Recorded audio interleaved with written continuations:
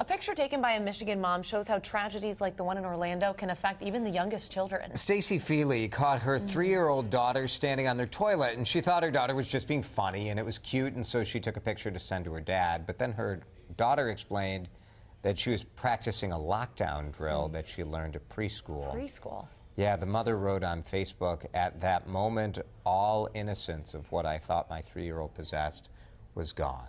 So in today's relationship reboot, we're getting advice on how to talk to your kids about terrorist attacks or mass shootings, because as you can see, they're learning about it as young as preschool in their schools. So joining us now, our relationship guru, Kirsten Lind Seal. Good morning. Good morning. This is a really important topic, but also a hard one, because I think as adults, we're still trying to figure out how to deal with this. That's exactly right. That's exactly right. You know, this is so upsetting just generally that we have to really work on being calm if we're going to think about how to talk to our kids about this.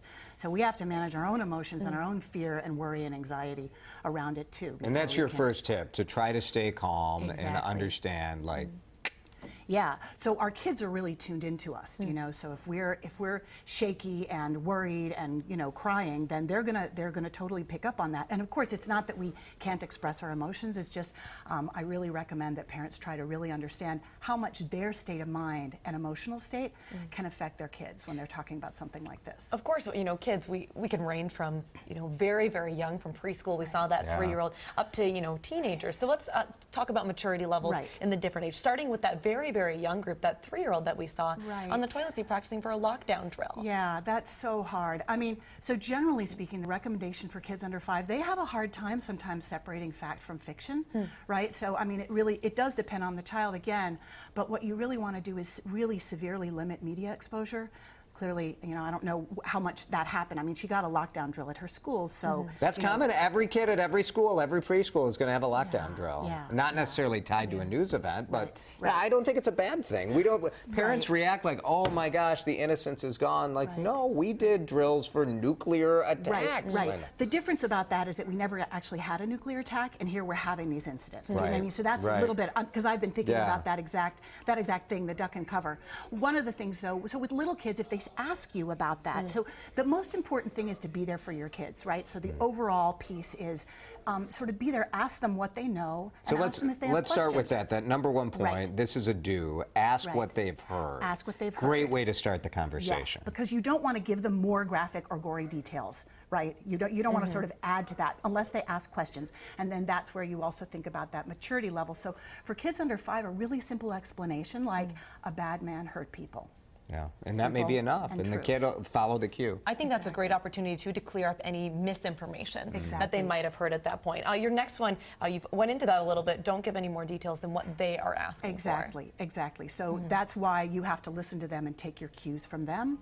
And so when you're thinking sort of age 5 to 11, that sort of elementary school aged kids, one of the things that happens is knowledge is really empowering for kids that age, and it really, really alleviates anxiety. So there you were going to want to, you know, talk to them a little bit more about who this person was, and he was quite ill, and, you know, the things that sort of will help them frame it, because they know more about the world, so they have a bigger template for fitting information in, and the less information they know, the more they'll sort of figure it out on their own. And that's where you want your voice in there explaining how you see it. Your next tip, I think, is something that adults do as well, which is looking for the helpers in a tragedy. Exactly. That was this great quote. Apparently, Mr. Rogers' mom told him when he was a small boy that when he sees a tragedy, to look for the helpers. And that is such a great thing, you know, because at the end of the day, that's what we can do. That's the solution. And then sort of moving into the teen years, you know, from sort of 12 and up, teenagers really, tweens and teens, they really want to figure out solutions. And they tend to sort of, especially this generation now, have a real push towards social justice. And so this is a place where you can really have the conversation about what can we do together? What can you do? What can I do? I just want to quickly touch on your last one, because I think this is important. It's great to talk about, but you say don't force them to if they don't want to. Exactly. So this would be where knowing your children comes into the mix.